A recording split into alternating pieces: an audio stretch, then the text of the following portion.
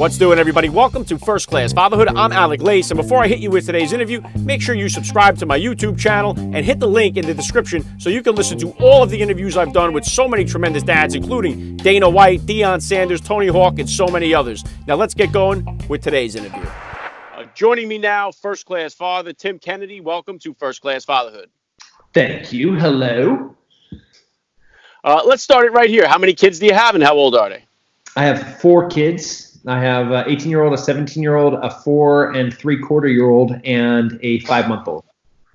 Wow, yeah, that's I got 4 kids myself. What type of sports or activities are they all into? The myriad of everything, from swimming to lacrosse to learning how to sit up and dancing, water polo. Yeah, they're all over the place. Do you ever get involved with coaching at all, or do you enjoy all that stuff from the sideline? I try. I have to lead and coach in so many different areas of my life, and I think I cast a big shadow. So I try to not inject myself into things, but sometimes both for the kids and just for other coaches, it's just better if I'm just also in there and helping. Yeah, it makes sense. All right, if you could, Tim, just take a minute here to hit my listeners with a little bit about your background and what you do. Okay. Well, it's a lot of crap. So I'm currently a Special Forces soldier, and I have been in Special Forces for 15 years in a variety of jobs and missions, from sniper to hostage rescue to counterterrorism. And I fought in the UFC, so I was a professional fighter for 17 years.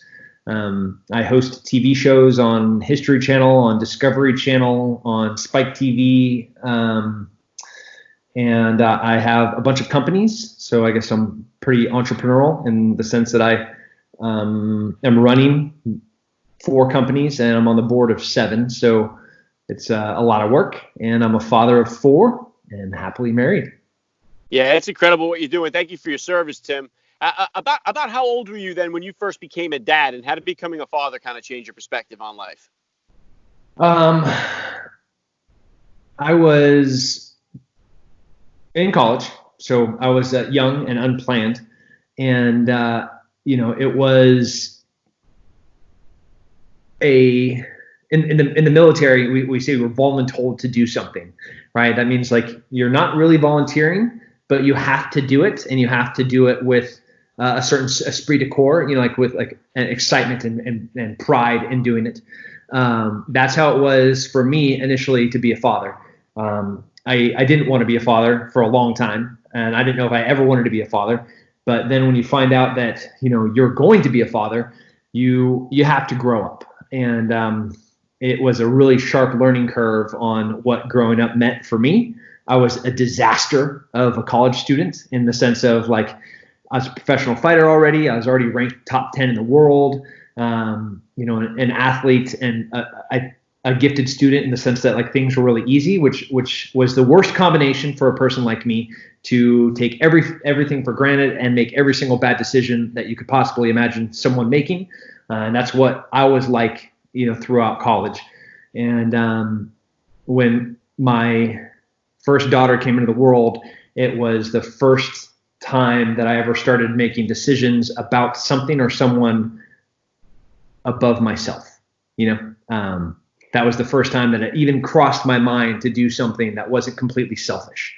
Not that I was a good person yet, because I wasn't. Not that I started making great decisions, because I didn't. But I definitely, that was the turning point of me beginning to take life by the balls and kick everything in the dick to make the right decisions.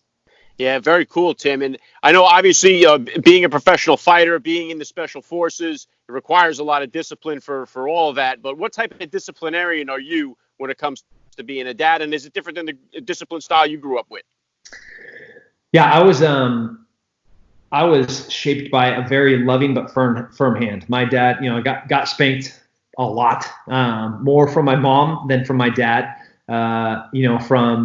I think in today's standards, what is absolutely abuse, from leather belts to sticks to, the wooden spoon. And I wouldn't change a single thing about what my parents did to me. Like they were amazing. It was always out of love and compassion and patience. But like in the 21st century, like I think people would look at hitting a kid with a wooden spoon or a belt and be like, that's abuse. At that time, it absolutely was not, and nor do I think that it is today.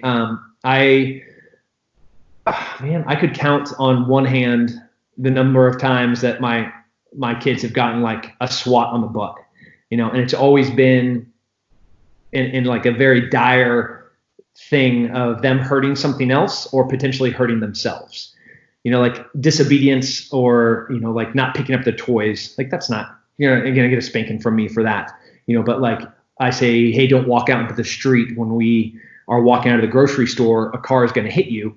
And a kid runs out into the street like, man, you're going to get scuffed up because you're going to die otherwise. And with every kid, it's always been super different. With one of my daughters, if I told them that I was disappointed in her, it is like buckets of tears. No spanking, no anything. It's just like, her heart is broken, and it takes a long time for her to recover from that.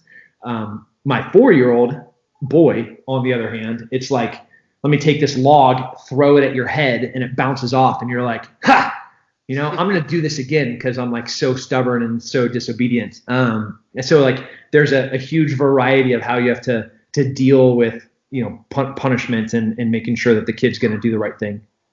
Yeah, I see the same thing with my 4 kids as well, Tim. And I love the post that you put up there about the Super Bowl halftime show, because we're living in a world here where like they canceled the swimsuit competition for the Miss America pageant because it objectifies women. And then we have a halftime show that seemed to be now my daughter's only 5 years old. She's small, but she does emulate what she does see. What kind of feedback did you get from having that post up there?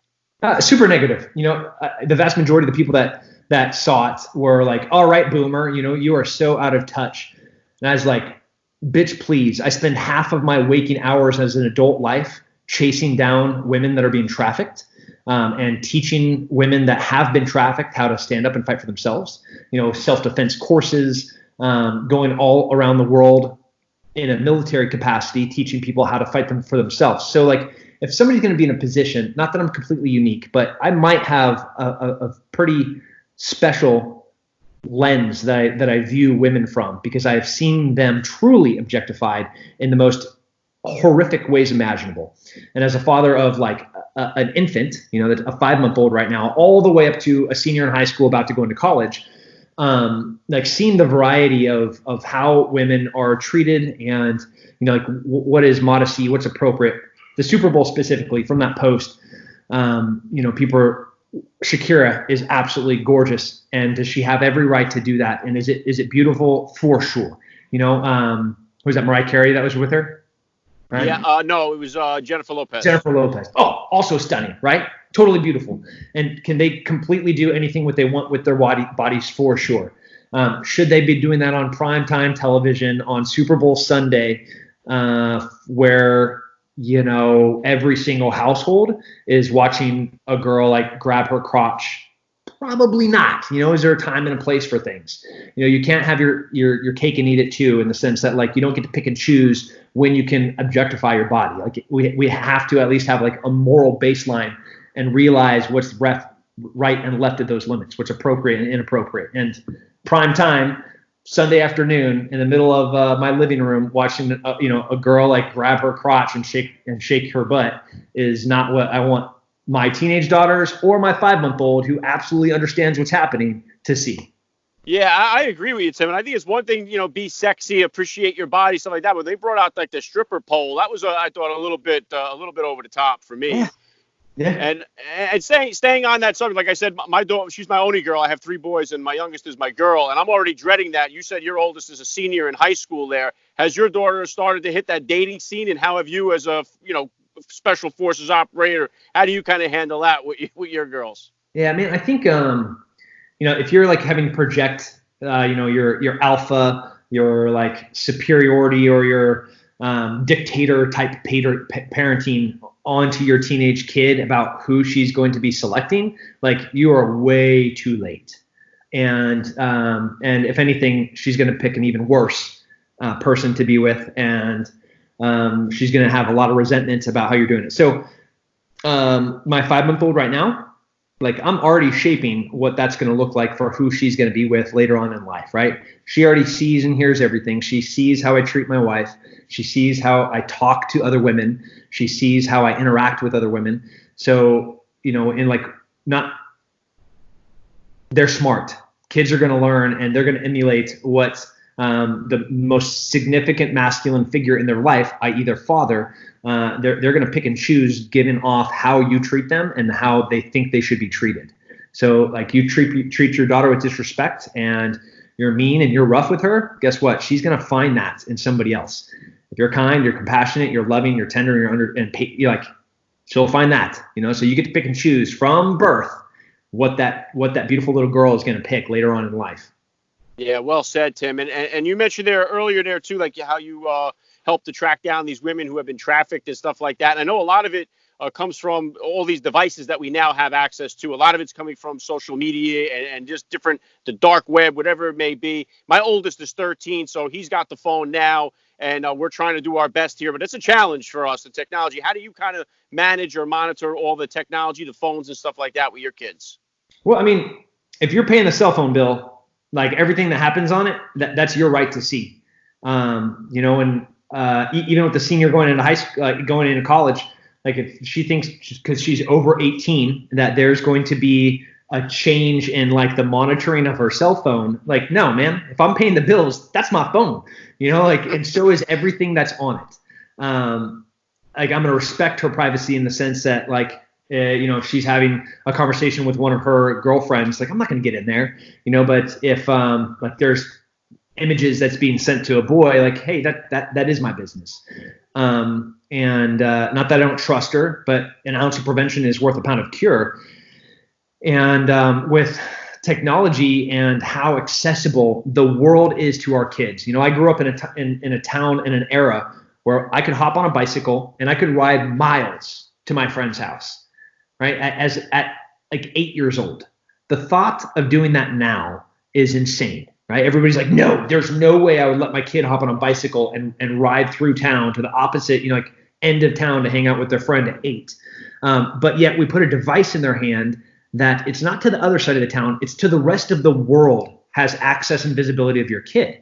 So looking at it at a lens of, like, who has access to influencing your children, that device from Snapchat to TikTok to Instagram to Facebook to Twitter, every single one of those is limitless exposure to who can have access to your children.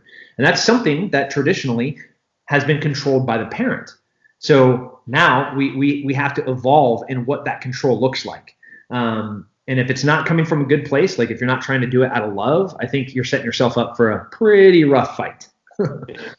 Yeah, and the numbers are staggering too, Tim, with all this stuff. Like, I've had Craig Sawyer on the show that does the Vets for Child Rescue, and it's like, he was saying some of the numbers. It's like, it's mind-boggling how many people are in the industry of snatching up young kids and trafficking them.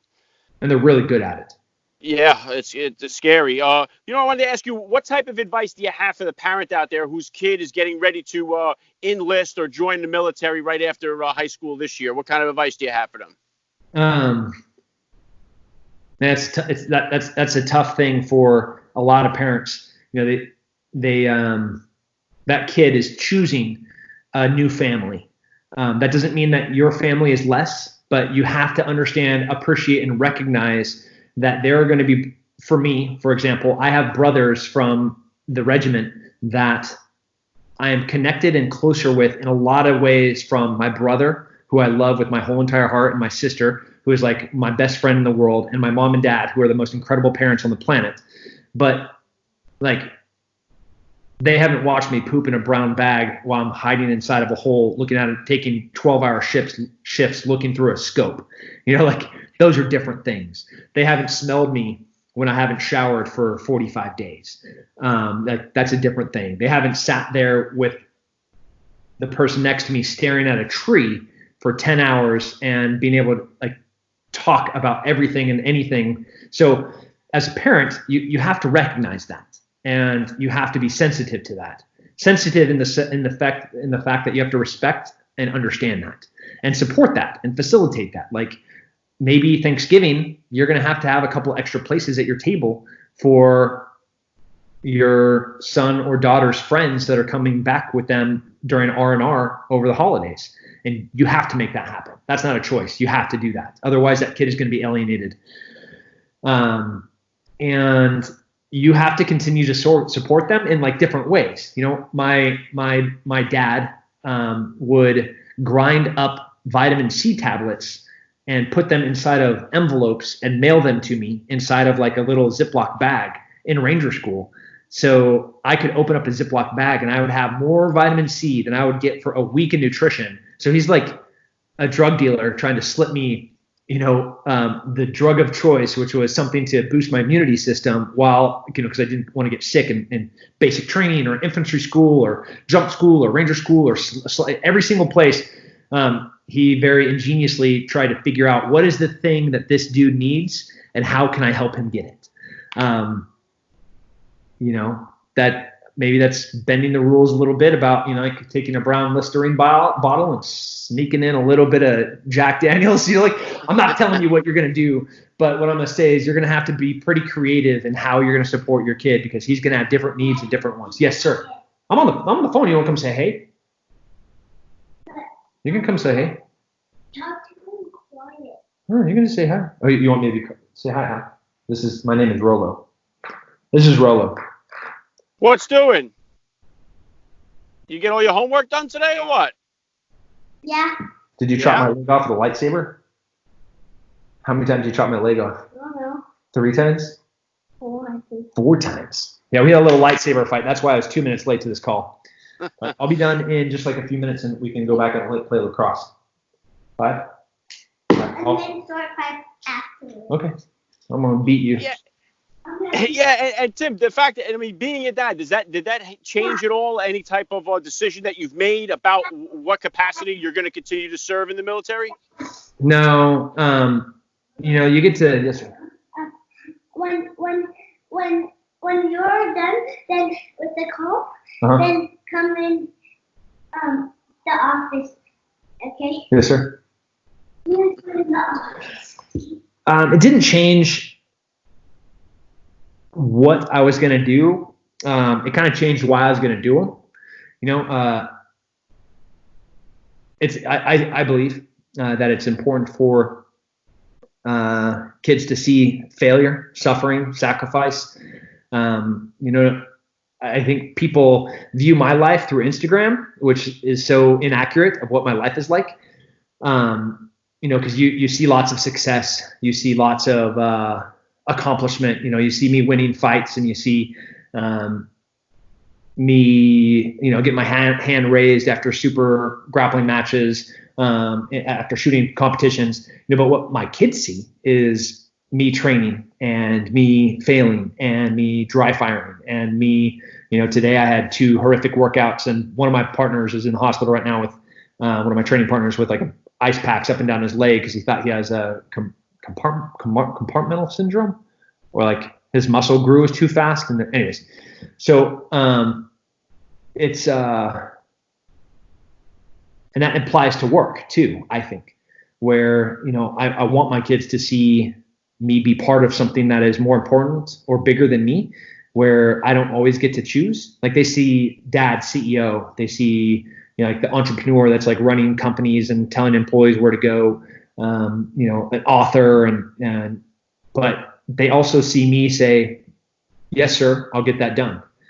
Yes, sir, I will go do that deployment, even though I don't want to. I don't want to go to this super crappy place for this long period of time. That's going to mean I'm going to miss out on some portions of my kid's life.